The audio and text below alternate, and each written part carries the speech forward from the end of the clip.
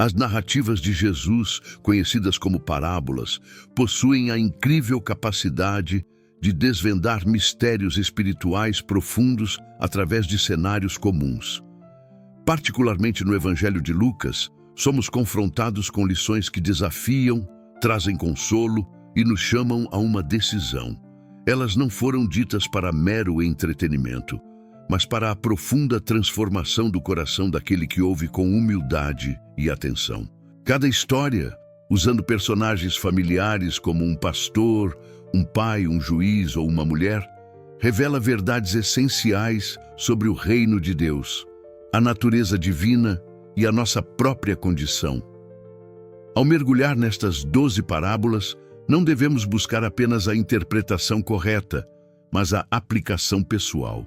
O que Jesus deseja transformar em mim através desta lição? Neste estudo, exploramos algumas das mais poderosas parábolas do Evangelho de Lucas, com reflexões desenhadas para ajudar o ouvinte a compreender o chamado de Cristo para uma vida autêntica, persistente, humilde e fiel. Primeira, a parábola do rico e Lázaro. Em Lucas 16, 19 a 31, está escrito: Ora, havia certo homem rico que se vestia de púrpura e de linho finíssimo, e que todos os dias se regalava esplendidamente. Havia também certo mendigo chamado Lázaro, coberto de chagas, que jazia à porta daquele e desejava alimentar-se das migalhas que caíam da mesa do rico, e até os cães vinham lamber-lhe as úlceras. Aconteceu morrer o mendigo e ser levado pelos anjos para o seio de Abraão. Morreu também o rico e foi sepultado no inferno. Estando em tormentos, levantou os olhos e viu ao longe a Abraão e Lázaro no seu seio. Então, clamando, disse: Pai Abraão, tem misericórdia de mim e manda a Lázaro que molhe em água a ponta do dedo e me refresque a língua, porque estou atormentado nesta chama. Disse, porém, Abraão: Filho, lembra-te de que recebeste os teus bens em tua vida, e Lázaro igualmente os males. Agora, porém, aqui ele está consolado, tu em tormentos, e além de tudo, está posto um grande abismo entre nós e vós, de sorte que os que querem passar daqui para vós outros não podem, nem os de lá passar para nós. Então replicou: Pai, eu te imploro que o mandes à casa de meu pai, porque tenho 5 irmãos, para que lhes dê testemunho, a fim de não virem também para este lugar de tormento. Respondeu Abraão: Eles têm Moisés e os profetas, ouçam-nos. Mas ele insistiu: Não, pai Abraão, se alguém dentre os mortos for ter com eles arrepender-se. Abraão, porém, lhe respondeu: Se não ouvem a Moisés e aos profetas, tampouco se deixarão persuadir, ainda que ressuscite alguém dentre os mortos. Jesus nos coloca diante de 2 destinos contrastantes: um homem farto que vivia no luxo e Lázaro, um mendigo enfermo que era ignorado à sua porta. Após a morte, seus papéis se invertem. Lázaro é consolado, enquanto o rico é lançado em tormento. No sofrimento, o rico pede alívio e que Lázaro avise seus irmãos. A resposta de Abraão é definitiva. Quem não dá ouvidos à palavra de Deus agora, não será convencido nem mesmo se alguém ressuscitar dos mortos. A parábola não é uma crítica à riqueza em si, mas sim à insensibilidade, à dureza do coração e à ausência de arrependimento. O ponto central é a urgência de atender à mensagem divina hoje, pois o destino se torna imutável após a morte. Segunda, a parábola da ovelha perdida. Em Lucas 15, 1 a 7 está escrito: Aproximavam-se de Jesus todos os publicanos e pecadores para o ouvir, e murmuravam os fariseus e os escribas, dizendo: Este recebe pecadores e come eles. Então Jesus lhes propôs esta parábola: Qual dentre vós é o homem que, possuindo 100 ovelhas e perdendo uma delas, não deixa no deserto as 99 e vai em busca da que se perdeu até encontrá-la? Achando-a, põe-na sobre os ombros, cheio de júbilo, e indo para casa, reúne os amigos e vizinhos, dizendo-lhes: alegrai-vos comigo, porque já achei a minha ovelha perdida. Digo-vos que assim haverá maior júbilo no céu por um pecador que se arrepende do que por 99 justos que não necessitam de arrependimento. Jesus oferece esta história como resposta direta à crítica dos fariseus, incomodados por ele acolher pecadores. A narrativa mostra um pastor com 100 ovelhas que, ao notar a falta de uma, deixa as 99 em segurança para buscar a que se perdeu. Ao encontrá-la, ele não a repreende, pelo contrário, a coloca sobre os ombros e celebra com alegria. Esta parábola expõe o coração pastoral do Criador. Ele conhece cada um de nós e se importa profundamente com os que se desviam. Para o mundo, 1 em 100 é estatística. Para Deus, ela é insubstituível. O arrependimento não gera vergonha, mas festa no reino de Deus. Terceira, a parábola da dracma perdida. Em Lucas 15, 8-10 está escrito: ou qual é a mulher que, tendo 10 dracmas, se perder uma, não acende a candeia, varre a casa e a procura diligentemente até encontrá-la? E achando-a, convoca as amigas e vizinhas, dizendo: alegrai-vos comigo, porque achei a dracma que eu tinha perdido. Eu vos afirmo que, de igual modo, há júbilo diante dos anjos de Deus por um pecador que se arrepende. Jesus narra a história de uma mulher que perde uma de suas 10 moedas de prata. Embora ainda tivesse 9, ela valoriza aquela que se perdeu. Por isso, ela ilumina a casa, varre e procura com extremo cuidado até achá-la. Quando a encontra, a alegria é tão grande que ela compartilha com suas amigas. A lição reitera o valor do indivíduo para Deus. A moeda não deixou de ser preciosa por estar perdida. Da mesma forma, uma pessoa que se afasta de Deus continua sendo intensamente amada por Ele. A busca revela o cuidado divino. A celebração revela seu coração. Quarta, a parábola do filho pródigo. Em Lucas 15, 11-32 está escrito: continuou: certo homem tinha 2 filhos. O mais moço deles disse ao pai: pai, dá-me a parte dos bens que me cabe. E ele lhes repartiu os haveres. Passados não muitos dias, o filho mais moço, ajuntando tudo o que era seu, partiu para uma terra distante e lá dissipou todos os seus bens, vivendo dissolutamente. Depois de ter consumido tudo, sobreveio àquele país uma grande fome, e ele começou a passar necessidade. Então foi e se agregou a um dos cidadãos daquela terra, e este o mandou para os seus campos a guardar porcos. Ali desejava ele fartar-se das alfarrobas que os porcos comiam, mas ninguém lhe dava nada. Então, caindo em si, disse: quantos trabalhadores de meu pai têm-me pão com fartura, e eu aqui morro de fome?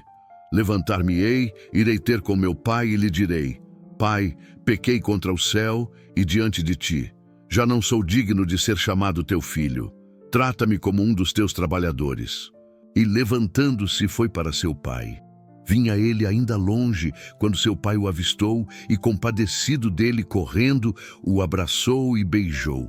E o filho lhe disse: pai, pequei contra o céu e diante de ti. Já não sou digno de ser chamado teu filho. O pai, porém, disse aos seus servos: trazei depressa a melhor roupa, vestilha, ponde-lhe um anel no dedo e sandálias nos pés. Trazei também e matai o novilho cevado. Comamos e regozijemo-nos, porque este meu filho estava morto e reviveu, estava perdido e foi achado. E começaram a regozijar-se.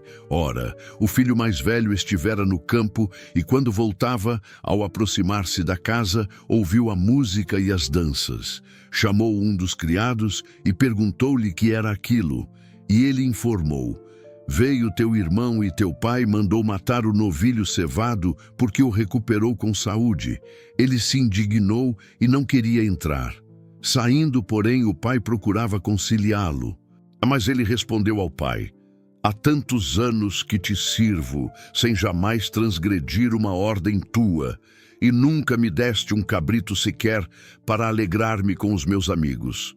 Vindo, porém, esse teu filho, que desperdiçou os teus bens com meretrizes, tu mandaste matar para ele o novilho cevado. Então lhe respondeu o pai: Filho, tu sempre estás comigo. Tudo o que é meu é teu. Entretanto, era preciso que nos regozijássemos e nos alegrássemos, porque este teu irmão estava morto e reviveu, estava perdido e foi achado.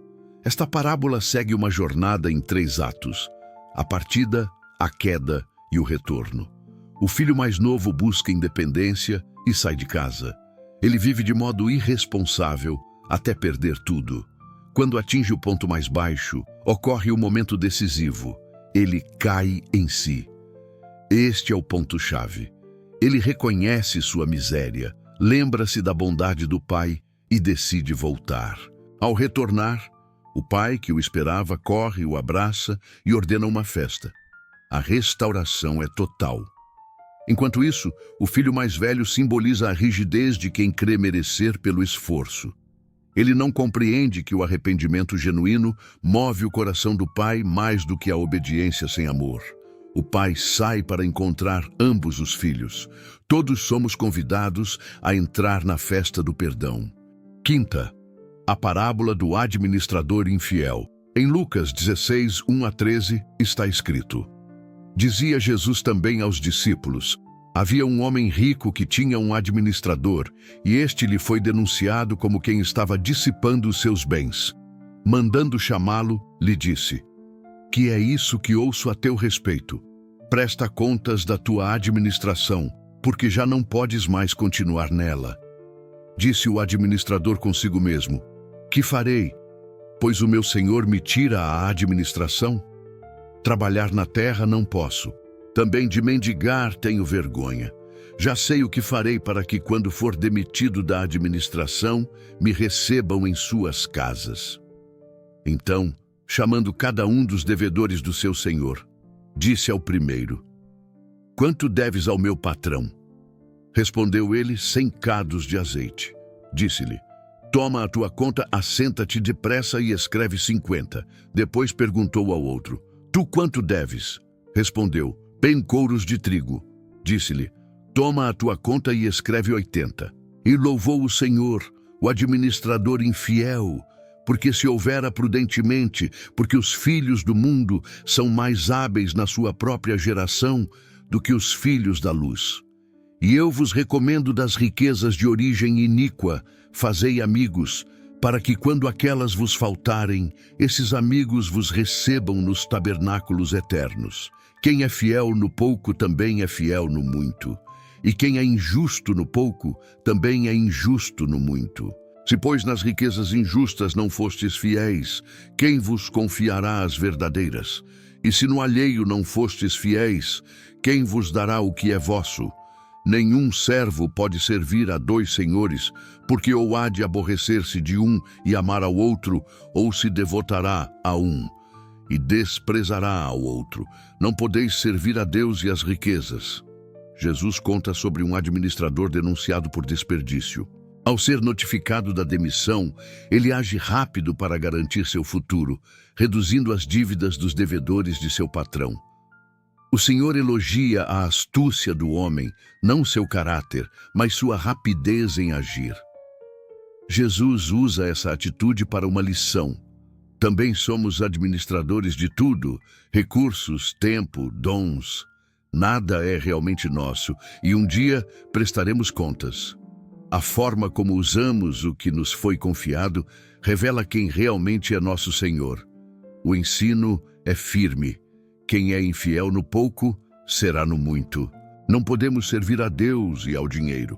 Sexta, a parábola da torre e do rei guerreiro. Em Lucas 14, 28-33 está escrito: Pois qual de vós, querendo edificar uma torre, não se assenta primeiro para calcular a despesa e verificar se tem os meios para a concluir, para não suceder que, tendo lançado os alicerces e não a podendo acabar, todos os que a virem zombem dele, dizendo: Este homem começou a edificar e não pôde acabar. Ou qual é o rei que, indo para combater outro rei, não se assenta primeiro para calcular se com 10.000 poderá enfrentar o que vem contra ele com 20.000? Caso contrário, estando o outro ainda longe, envia-lhe embaixadores, pedindo condições de paz. Assim, pois, todo aquele que dentre vós não renuncia a tudo quanto tem, não pode ser meu discípulo. Jesus estava a caminho de Jerusalém, seguido por muitos. Vários queriam estar perto dele, mas poucos estavam prontos para viver seus ensinamentos. Jesus então faz um alerta claro. Antes de me seguir, calcule o custo. Ele apresenta duas cenas, um construtor de uma torre e um rei indo à guerra. Ambos precisam parar, pensar e calcular antes de agir. A torre exige recursos, a guerra exige força. Falhar no planejamento leva ao fracasso. Essas analogias mostram que seguir Jesus exige uma decisão consciente. O discipulado não é impulsivo, requer renúncia, perseverança e prioridade total a Cristo. O verdadeiro seguidor está disposto a pagar o preço, abrindo mão de tudo para ser fiel. Sétima, a parábola do servo inútil. Em Lucas 17, 7-10 está escrito: qual de vós, tendo um servo ocupado na lavoura ou em guardar o gado, lhe dirá quando ele voltar do campo: vem já e põe-te à mesa, e que antes não lhe diga: cinge-te e serve-me, enquanto eu como e bebo. Depois comerás tu e beberás. Porventura terá de agradecer ao servo, porque fez o que lhe havia ordenado. Assim também vós, depois de haverdes feito quanto vos foi ordenado, dizei: somos servos inúteis, porque fizemos apenas o que devíamos fazer. Jesus usa a imagem de um servo que trabalha o dia todo e, ao retornar, continua servindo seu senhor. O servo não é elogiado, ele apenas cumpre sua obrigação. Jesus aplica isso aos discípulos, ensinando que a fé genuína é marcada pela humildade e disposição em servir. Ao dizer somos servos inúteis, Jesus não desvaloriza o esforço, mas corrige a busca humana por reconhecimento. O serviço a Deus não é motivo de orgulho, mas uma resposta natural à graça recebida. A parábola nos convida a não medir nossa obediência como se acumulássemos créditos espirituais, mas a servir, entendendo que o privilégio é poder servir. Deus vê, mas o servo fiel não exige, ele apenas continua. Se esta jornada pelas palavras de Cristo está tocando o seu espírito e você sente uma sede por uma conexão ainda mais profunda, eu quero fazer um convite especial. Conheça o e-book completo, O Fogo que Consome, a Oração que Move os Céus e a Terra. Este não é apenas um livro, é um guia para quem busca uma transformação real e entende que a oração é a chave. Pode ser exatamente o que sua alma precisa neste momento. Por apenas R$ 19,90, o link está na descrição. Oitava, a parábola do juiz iníquo e da viúva persistente. Em Lucas 18, 1-8 está escrito: disse-lhe Jesus uma parábola sobre o dever de orar sempre e nunca esmorecer. Havia em certa cidade um juiz que não temia a Deus, nem respeitava homem algum. Havia também naquela mesma cidade uma viúva que vinha ter com ele dizendo: julga a minha causa contra o meu adversário. Ele por algum tempo não a quis atender, mas depois disse consigo: bem que eu não temo a Deus, nem respeito a homem algum. Todavia, como esta viúva me importuna, julgarei a sua causa para não suceder que, por fim, venha a molestar-me. Então, disse o Senhor, considera no que diz este juiz iníquo: não fará Deus justiça aos seus escolhidos, que a ele clamam dia e noite, embora pareça demorado em defendê-los? Digo-vos que depressa lhes fará justiça. Contudo, quando vier o Filho do Homem, achará porventura fé na terra. Jesus conta esta parábola com um objetivo explícito: ensinar sobre a importância de orar sempre e não desanimar. A viúva é fraca, sem influência. O juiz é injusto e indiferente. Mesmo assim, ela insiste dia após dia, até que ele a atende não por justiça, mas para se livrar dela. Jesus faz um contraste. Se até um juiz corrupto atendeu à insistência, quanto mais Deus, que é justo, não ouvirá o clamor dos seus filhos? A lição é que Deus valoriza a persistência na oração, mesmo se a resposta demorar. A parábola fecha com uma pergunta desafiadora. Quando o Filho do Homem voltar, encontrará fé? A persistência na oração é a prova de que a fé continua viva. Nona, a parábola do fariseu e do publicano. Em Lucas 18, 9 a 14 está escrito: propôs também esta parábola a alguns que confiavam em si mesmos por se considerarem justos e desprezavam os outros. 2 homens subiram ao templo com o propósito de orar. Um fariseu, o outro publicano. O fariseu, posto em pé, orava de si para si mesmo desta forma: ó Deus, graças te dou porque não sou como os demais homens, roubadores, injustos e adúlteros, nem ainda como este publicano. Jejuo 2 vezes por semana e dou o dízimo de tudo quanto ganho. O publicano, estando em pé, longe, nem ainda queria levantar os olhos ao céu, mas batia no peito, dizendo: ó Deus, ser propício a mim, pecador, digo-vos que este desceu justificado para sua casa e não aquele, porque todo o que se exalta será humilhado, mas o que se humilha será exaltado. Jesus dirige esta parábola a pessoas que confiavam na própria justiça e desprezavam os demais. O fariseu sobe ao templo e sua oração é centrada em si. Ele agradece por não ser como os outros, lista suas boas obras e se compara com desprezo ao publicano. O publicano, ao contrário, fica à distância, não ousa levantar os olhos, bate no peito e suplica por misericórdia. Ele não justifica seus erros, apenas reconhece que precisa de perdão. Jesus surpreende a todos, afirmando que o publicano foi justificado e não o fariseu. A mensagem é clara. Deus exalta os humildes e rejeita o orgulho, mesmo o orgulho disfarçado de santidade. 10ª, a parábola dos lavradores maus. Em Lucas 20, 9 a 19 está escrito: passou então Jesus a proferir ao povo esta parábola.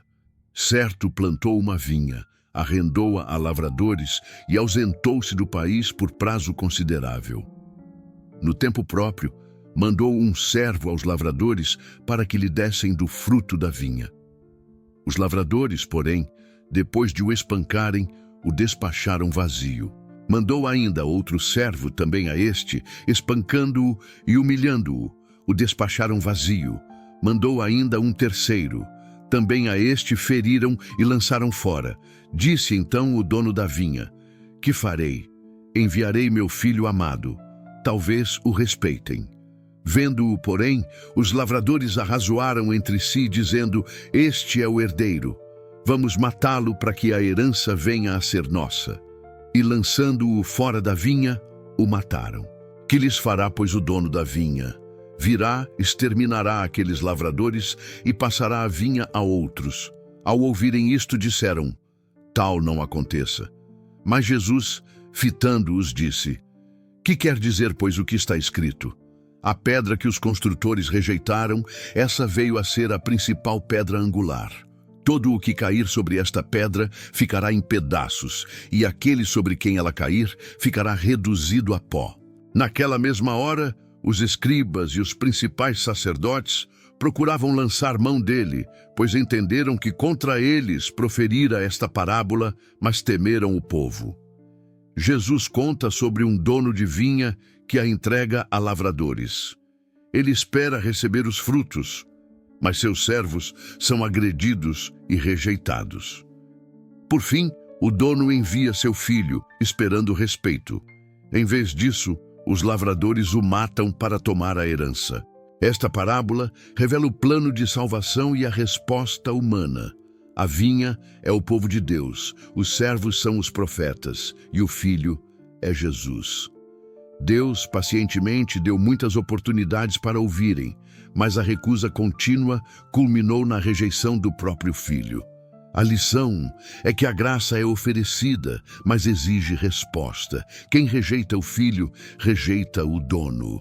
Eugend, a parábola da figueira e os sinais do tempo. Em Lucas 21, 29 a 33 está escrito: Ainda lhes propôs uma parábola: Vede a figueira e todas as árvores quando começam a brotar.